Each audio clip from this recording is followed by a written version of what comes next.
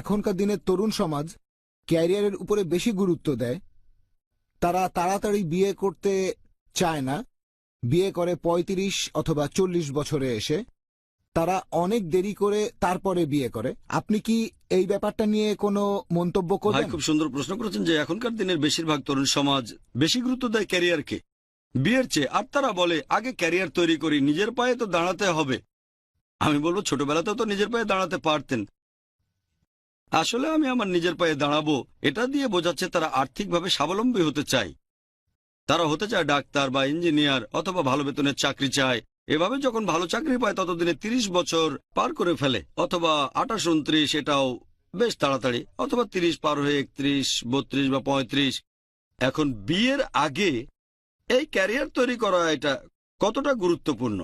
বিয়ে হলো জীবনের একটা অংশ, ক্যারিয়ারও জীবনের একটা অংশ। আমার